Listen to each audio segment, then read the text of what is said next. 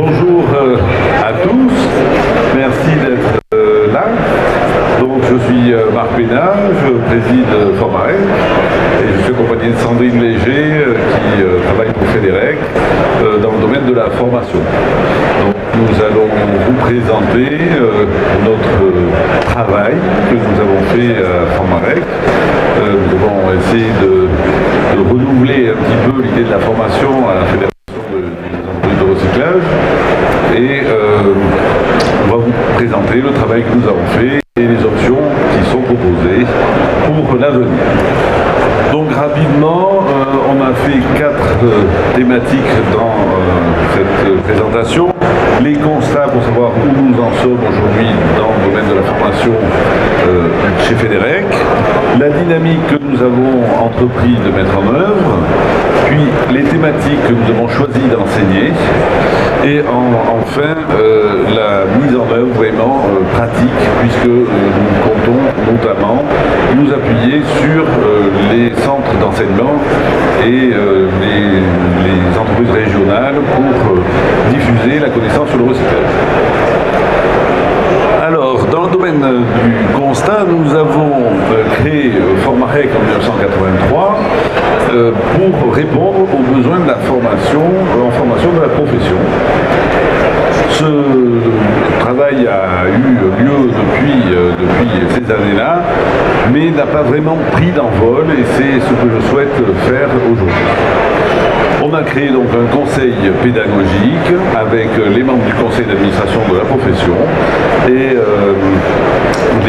certaines personnes qualifiées dans des domaines bien particuliers pour nous apporter les connaissances supplémentaires, puisque je vous rappelle que le recyclage est quelque chose d'extrêmement transversal qui touche toutes les matières premières et du coup nous avons plein de domaines qui sont chacun spécifiques à chaque matière première. Donc les objectifs que nous nous sommes donnés aujourd'hui, c'est de développer la compétence des salariés, des entreprises de recyclage, mais aussi, évidemment ça c'est le point de départ de Formarec, mais aussi de transmettre ces connaissances sur le recyclage au plus de monde possible, notamment à travers les étudiants. Et donc, dans ce sens-là, devenir un acteur incontournable de la transition environnementale, transition énergétique environnementale. Donc les constats. Le recyclage, d'abord, a toujours existé. J'ai l'habitude de dire que le premier homme qui a jeté une hache en bronze sur un autre, eh bien celui qui l'a reçu, s'il n'a pas été tué, il a certainement recyclé le bronze avec lequel il était constitué.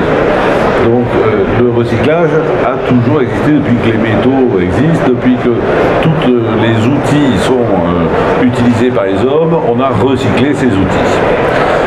Ensuite, un autre constat est que nous avons une connaissance dans la profession qui est orale principalement et que cette connaissance est transmise à l'intérieur des entreprises et qu'elle ne fait pas l'objet ou très peu de supports écrits. Et que ces supports écrits sont soit propres à certaines entreprises, soit pas constitués.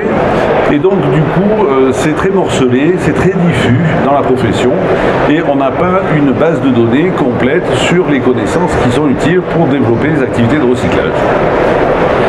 Donc, comme aujourd'hui on a un enjeu de la planète qui est vraiment très large et qui est, la planète est en danger, je pense qu'il faut le rappeler, le recyclage intervient à la fois pour l'économie de la matière première et également pour les économies de dégagement de CO2, puisque de réutiliser une matière déjà produite produit beaucoup moins de CO2 selon chacune des matières que de refabriquer la matière première à partir du milieu naturel.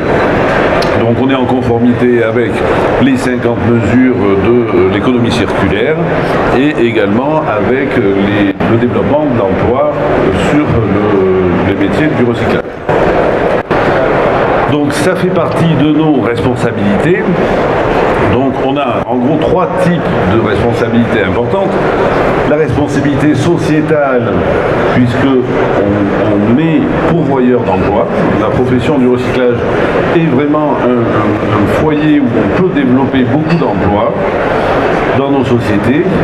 On doit également développer la qualification de ces emplois et la progression en qualité. Et également, on a toute l'économie sociale et solidaire, qui est un acteur aujourd'hui sociétal important, qui y trouve un foyer important de développement.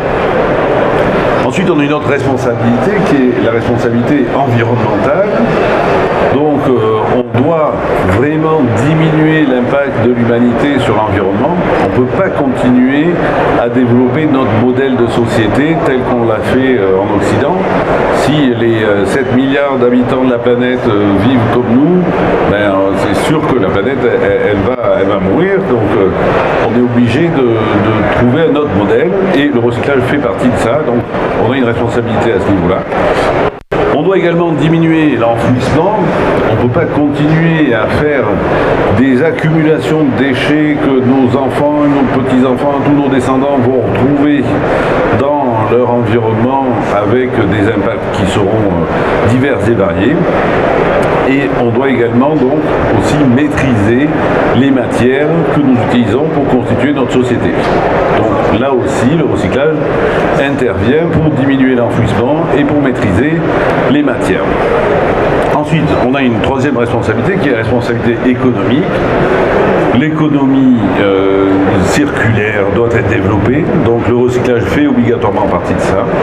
Et en même temps, c'est aussi une gage d'indépendance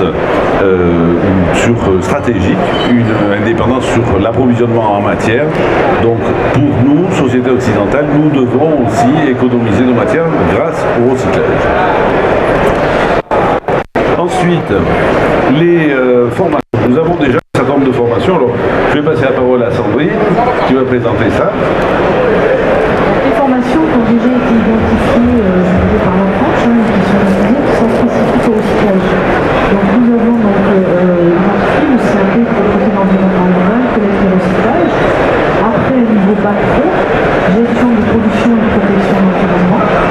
Et les niveaux licence, donc à travers des formations responsables d'exploitation de l'industrie de recyclage. Il existe également des certificats de qualification professionnelle qui sont donc dispensés pour les salariés, avec des CQP opérateurs de tri, qu'ils soient manuels ou mécanisés. Après un CQP opérateur de maintenance, un CQP conducteur d'équipement industriel, et donc un CQP qui a été également adapté pour les métiers de recyclage, un CQP animateur d'équipe. Voilà donc après les formations déléguées qui sont bien identifiées qui doivent se dispenser, avec donc vraiment un objectif recyclage.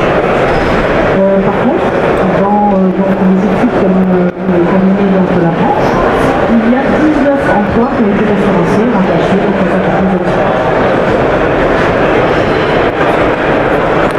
Oui, alors ces 19 emplois ont permis, c'est un travail qui a été fait il y a quelques années par les permanents de Frédéric de Sylvie d'ailleurs, qui est intervenu, et Hélène, qui sont ici, pour justement essayer de décrire quels sont les métiers propres à nos activités et qui sont des descriptions de métiers assez transversaux que l'on va retrouver à la fois dans le recyclage du plastique, du carton, du fer, du métal.